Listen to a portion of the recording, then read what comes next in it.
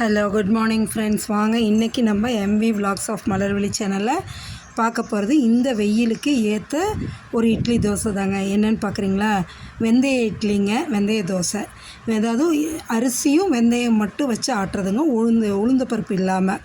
எப்படி செய்யலான்னு சொல்லி நம்ம வீடியோக்குள்ளே போய் பார்க்கலாம் வாங்க. பாருங்கள், 2 ஸ்பூன் வெந்தயம் எடுத்துருக்கேங்க. இந்த ஸ்பூனால் 2 ஸ்பூன் வெந்தயம் நல்லா கழுவிட்டு ஊற வச்சிடலாங்க. மினிமம் 8 ஹவர்ஸ்க்கு ஊறணும் இந்த வெந்தயம், அப்போ தான் மாவாகும். அதை தண்ணியை நல்லா கழுவிட்டு ஊற வச்சாச்சு. அடுத்து பார்த்திங்கன்னா 1 டம்ளர் அரிசிங்க. இது நான் இட்லி அரிசி கூட எடுக்கல, இன்றைக்கி ரேஷன் அரிசி தான் எடுத்திருக்கேங்க. பாருங்கள், ரேஷன் அரிசி 1 டம்ளர் எடுத்திருக்கேங்க. இந்த 1 டம்ளர் அரிசிக்கு 2 ஸ்பூன் வெந்தயம். இந்த அரிசி 4-5 தடவை நல்லா கழுவிட்டு தண்ணி ஊற்றி ஊற வச்சுருங்க. ஒரு 8 மணி நேரம் ஊறட்டும், அதுக்கப்புறம் நம்ம பார்க்கலாம். இப்போ பாருங்கள், நம்மளுக்கு நல்லா அரிசியும் உளுந்தும் நல்லா ஊறி இருக்குச்சுங்க. இந்த உளுந்து இல்லாமல் செய்கிற இந்த இட்லி அவ்வளோ உடம்புக்கு நல்லதுங்க. பாருங்கள், அரிசி நல்லா ஊறிடுச்சு, வெந்தயமும் நல்லா ஊறிடுச்சு. இந்த தண்ணியை வச்சே நம்ம அரைச்சி எடுத்துக்கலாங்க. வெந்தயம் ஊற வச்ச தண்ணியை கீழே ஊற்றிடாதீங்க, எடுத்து வச்சுட்டு அந்த தண்ணியவே ஊற்றி நம்ம அரைச்சிடலாம். நான் இன்றைக்கி 1 டம்ளர் அரிசி நாங்காட்டிக்கு கிரைண்டரில் போடலைங்க, மிக்சியில் தான் அரைக்கிறேன். பாருங்கள், அந்த வெந்தயத்தை போட்டு கொஞ்சோண்டு தண்ணி ஊற்றி அரைச்சிடுங்க. இந்த அளவு கோர்ஸாக தான் இருக்கும். கொஞ்சம் கொஞ்சமாக ஒரு ஸ்பூனாக தண்ணியை ஊற்றி அரைச்சிங்கன்னா தான் நல்லா ப்ளஃபியாக நல்லா பொதுன்னு அந்த வெந்தயத்தோட இது அரைஞ்சி மாவு நல்லா இதாகுங்க. அந்தமாரி ஊற வச்ச தண்ணி எல்லாத்தையுமே நான் ஊற்றிட்டேங்க. ஊற்றி நல்லா ப்ளஃபியாக அரைச்சி எடுத்தாச்சுங்க. அப்படியே நைஸாக ஃபோமியாக இருக்குங்க, மெதுன்னு பஞ்சாட்டம். பாருங்கள், இப்போ நம்மளுக்கு வெந்தயம் அரைச்சி எடுத்தாச்சுங்க. இந்த வெந்தயம் அரைச்சி எடுத்ததை ஒரு கிண்ணத்தில் ஊற்றிடலாங்க. ஊற்றி வச்சுட்டு அதே மிக்ஸி ஜாரில் நம்ம அரிசியும் போட்டு அரைச்சிக்கலாங்க. ஃபஸ்ட்டு இதை ஒரு கிண்ணத்துக்கு ட்ரான்ஸ்ஃபர் பண்ணிடலாங்க. இது நல்லா நைஸாக அரைஞ்சிருச்சு. நல்லா நம்மளுக்கு மாவு ஃபோமியாக மெதுன்னு நல்லா வந்துச்சுங்க. இப்போ ஊற வச்ச அரிசியை எடுத்து அதே மிக்ஸி ஜாரில் போட்டு நம்ம அரைச்சி எடுத்துடலாங்க. இப்போ வெந்தயம் அரைக்கும் போது மிக்ஸி உங்களுக்கு ஜார் சூடாகாதுங்க. அரிசி அரைக்கும் போது சூடாகும். பாருங்கள், இந்த அளவு மாவு நம்மளுக்கு வெந்தயம் அரைச்ச மாவு இருக்குது. இதை கிண்ணத்தில் வச்சாச்சுங்களா?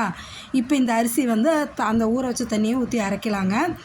ஹீட் ஆகிறதுக்கு நீங்கள் என்ன பண்ணலான்னா 2 ஐஸ் க்யூப்பை போட்டுக்கிட்டிங்கன்னா ஒன்றும் பிரச்சனை இல்லை. மாவு இந்த அளவு நைஸ் ரவா பதத்துக்கு அரைச்சிக்கணுங்க. மிக்ஸி ஜாரில் இந்த அரிசியை இந்த அளவுக்கு நைஸ் ரவா பதத்துக்கு அரைச்சிக்கிட்டு எடுத்து இப்போ இந்த வெந்தய மாவோடையும் இந்த அரிசி மாவையும் சேர்த்து போட்டு நம்ம இப்போ கலந்து வைக்கணுங்க.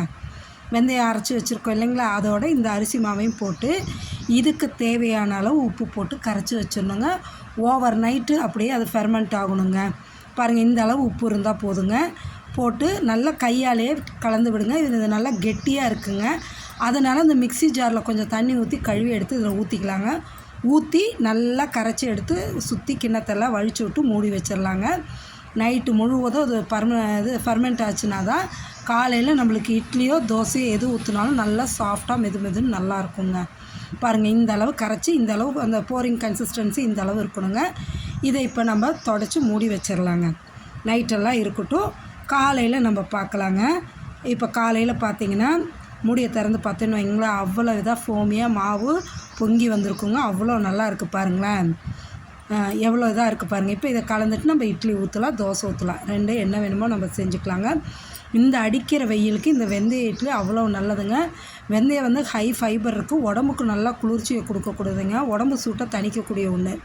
சரிங்களா? ஃபைபர் அதிகமாக உள்ளது, ஈஸியாக டைஜஸ்ட் ஆகும். முக்கியமாக சுகர் பேஷண்ட்டுக்கெல்லாம் இது ரொம்ப ஏற்றதுங்க. பாருங்கள், இப்போ தண்ணி கொதிக்க ஆரம்பிக்குதுங்க. நான் இன்றைக்கி ஒரு தட்டு தான் ஊற்றுறேன்னாங்காட்டிக்கு வானல்லே வச்சுட்டேங்க. துணி போட்டு அழகாக மாவை எடுத்து ஊற்றி வச்சாச்சுங்க. இது ஒரு தட்டு ஊற்றிட்டு இந்த பக்கம் தோசைக்கல்ல அது இட்லி வேகிறதுக்குள்ளே இந்த பக்கம் 2 தோசை ஊற்றி எடுத்துடலாங்க. இந்த கல் காஞ்சதும் அப்படியே ஒரு கரண்டி தோசை எடுத்து ஊற்றணுன்னு வைங்களேன், அப்படியே மெதுன்னு நல்லா இருக்குங்க. நீங்கள் மெலிசாக ஊற்றாமல் நான் இன்றைக்கி அப்படியே ஊற்றப்ப ஸ்டைலில் தான் கொஞ்சம் மொத்தமாக தான் ஊற்றி எடுக்கிறேன். அவ்வளவு நல்லா ஃபோமியாக இருக்குங்க, சாஃப்டாக.